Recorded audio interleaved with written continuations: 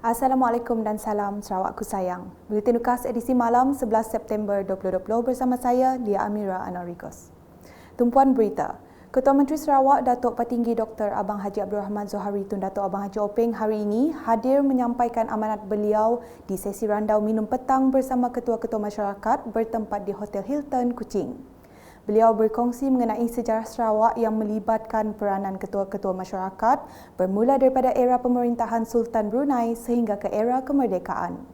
Jelas beliau keamanan Sarawak dari dahulu hingga kini adalah berpunca daripada perhubungan yang baik di antara akar umbi menerusi pemimpin dan kerajaan yang kaya dengan adat.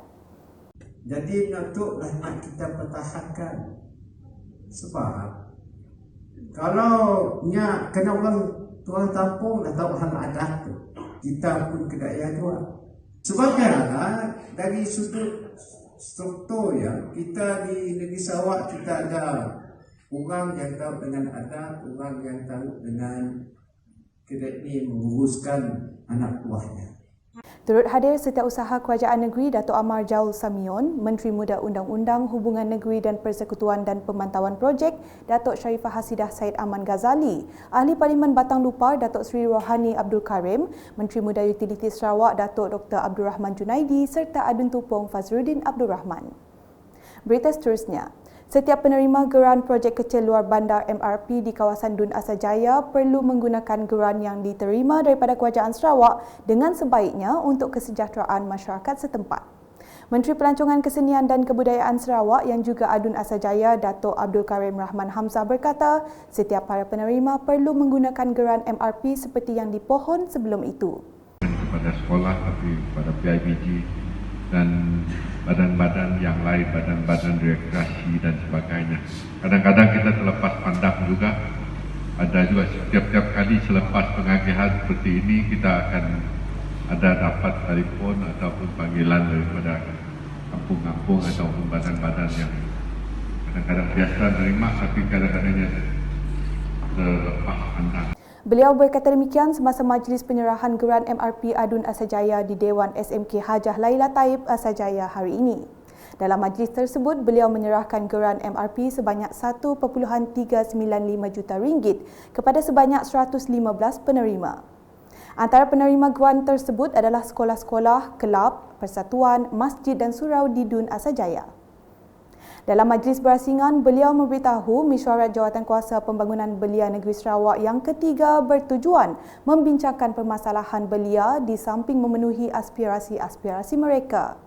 Jelas beliau, kementeriannya telah mengadakan sesi ceramah mengenai isu-isu berkaitan wabak COVID-19 yang kebanyakannya melibatkan golongan belia. Ini ada satu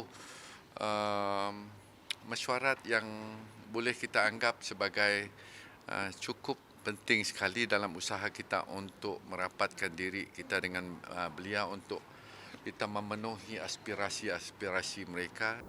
Laporan selanjutnya, Change Rapidly and Change Repeatedly merupakan antara intipati ucapan Menteri Pendidikan, Sains dan Penyelidikan Teknologi Sarawak, Datuk Seri Michael Manyin Jawong ketika berkongsi mengenai kunci kejayaan jangka panjang yang memerlukan masyarakat melakukan inovasi secara berterusan.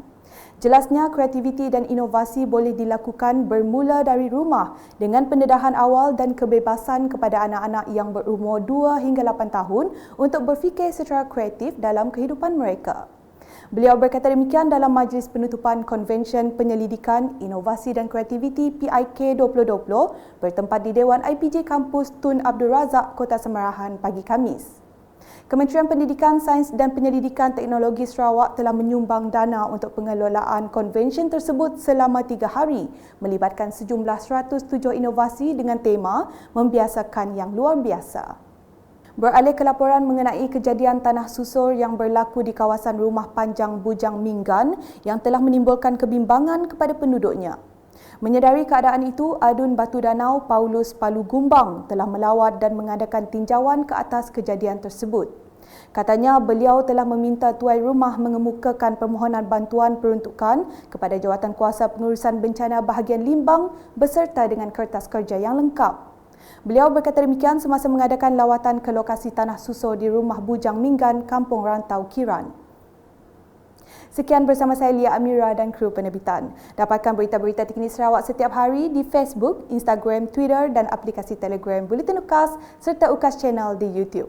Sebelum itu, jangan lupa saksikan siaran khas sambutan Hari Malaysia Peringkat Kebangsaan 2020 secara langsung di TV1 RTM, Facebook Unit Komunikasi Awam Sarawak dan Sarawak Event Channel pada 16 September jam 8.30 malam. Salam UKAS.